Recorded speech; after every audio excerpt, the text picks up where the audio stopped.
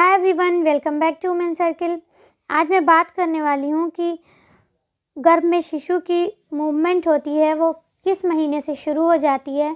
क्योंकि अगर आप पहली बार माँ बनी हैं तो आप ज़रूर जानना चाहती होंगी कि मेरा बच्चा पेट में हलचल करना किस महीने से शुरू कर देगा, कब आपको महसूस होगा। गर्भावस्था में आपको पहली बार गर्भ के भीतर शिशु की हलचल करीब 18 से 20वें सप्ताह के बीच महसूस कर सकती हैं आप। और अगर आपकी ये पहली गर्भावस्था है तो हो सकता है कि इसको समझने में आपको कुछ टाइम लगे, क्योंकि पहली प्रेगनेंसी में कुछ भी इतना पता नहीं होता है। इसलिए हो सकता है कि आपको अपने बेबी की जो मूवमेंट है उसको समझने में थोड़ा टाइम लगे, क्योंकि गैस भी कभी-कभी होती है जो पेट में इधर-उधर घुमा करती है, उससे भी कभी-कभी लगता है कि कुछ मूवमेंट हो रही है। लेकिन अगर 18 से 20 सप्ताह हो चुका है और अगर ऐसे में आपको अपने पेट में कुछ मूवमेंट फ़ील हो रही है पेट के अंदर, तो आप इस बात का अंदाज़ा लगा सकती हैं कि वो आपके शिशु की हलचल है। आपके शिशु ने हल्की-हल्की मूवमेंट करना शुरू कर दिया है।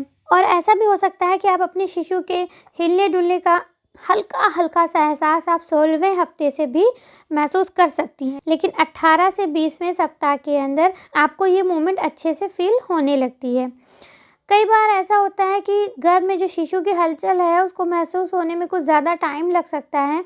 इसकी ये भी वजह हो सकती है कि आपका वेट बहुत ज़्यादा हो। अगर आपका वेट बहुत ज़्यादा होगा तो बच्चे पे ज़्यादा दबाव पड़ेगा। इससे भी ऐसा हो सकता है कि आपको मूवमेंट जो बच्चे की हो रही हो उसको कम आप फ़ील कर पाएँ। और अगर इंटीरियर प्लेसेंटा पे एक चर्बी की परत है तो उसकी वजह से आप अपने शिशु की जो मूवमेंट होगी उसको भी आप कम फ़ील कर सकती हैं, या हो सकता है उसकी हलचल कुछ कम रहे। और अगर आपका बेबी बहुत अच्छे से ग्रोथ उसकी नहीं हो रही है, कुछ वीक है वो, तब भी उसके मूवमेंट में थोड़ा देरी हो सकती है। और अगर 24 सप्ताह तक हो गया है और उसके बाद भी आपको अपने शिशु की कोई भी मूवमेंट फ़ील नहीं हो रही है, कोई गतिविधि आपको महसूस नहीं हो रही है, तो आपको डॉक्टर के पास ज़रूर जाना चाहिए। डॉक्टर आपका अल्ट्रासाउंड करेंगे, चेकअप करेंगे, बच्चे की दिल की धड़कन सुनेंगे और अंदाज़ा लगाएँगे सब कुछ ठीक-ठाक है या नहीं है। और अल्ट्रासाउंड से वो देख सकती हैं कि शिशु गर्भ के अंदर क्या कर रहा है, वो उसकी ग्रोथ किस तरह से हो रही है। इसलिए अगर आपको 24 सप्ताह हो गए हैं प्रेगनेंसी के, फिर भी कोई मूवमेंट नहीं फ़ील हो रही है, तो आपको डॉक्टर के पास ज़रूर जाना चाहिए। और शुरुआती दिनों में जब आप अपने बच्चे की मूवमेंट महसूस करना शुरू करेंगी, उस टाइम में शिशु अपने सिर को एक तरफ मोड़ना हल्का-सा और अचानक से कभी चौंक जाना, और जो उसकी बाजुएँ बनेंगी या टाँगें बनेंगी वो भी अब उभरने लगते हैं धीरे-धीरे, तो उससे हल्की-हल्की आपको मूवमेंट फ़ील होने लगती है।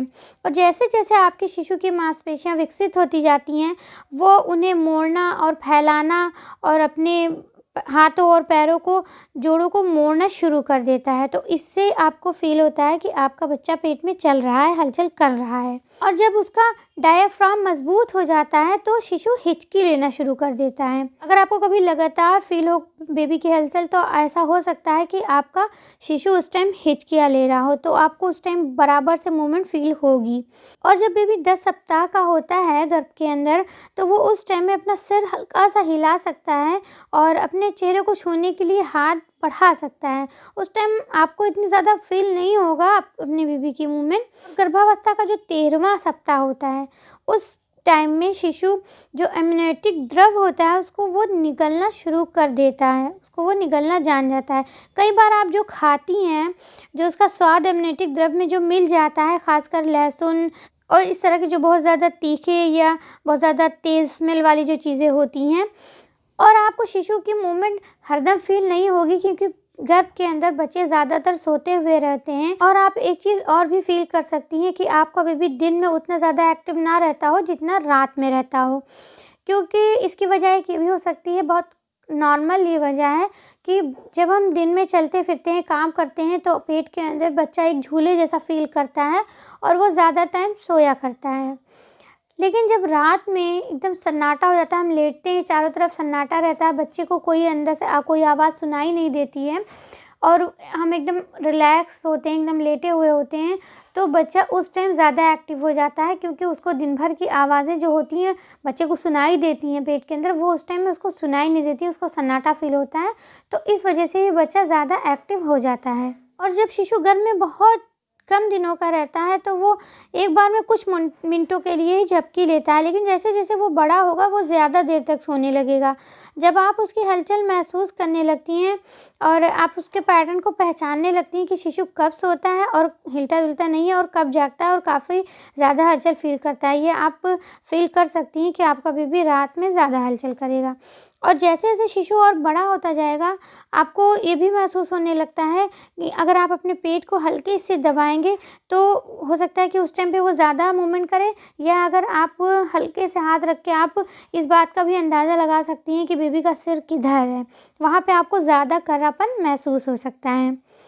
और जो आपके शिशु की इंद्रियाँ होती हैं, वो गर्भ में ही काम करना स्टार्ट कर देती हैं। और अगर आप ध्यान देंगी तो आप ये पाएँगी कि जब बहुत तेज़ आवाज़ होती है या बहुत तेज़ रोशनी होती है, तो अंदर से आपको कुछ प्रतिक्रिया मिलेगी कि आपके बेबी उस टाइम मूवमेंट कर रहा है। और गर्भावस्था में 22वें सप्ताह तक जो रोशनी होती है शिशु के गर्भ में जो पहुँच रही होती है, तो शिशु उस तरफ अपना सिर मोड़ना शुरू कर देता है, जिस तरफ उसको बहुत ज़्यादा लाइट मिल रही होती है।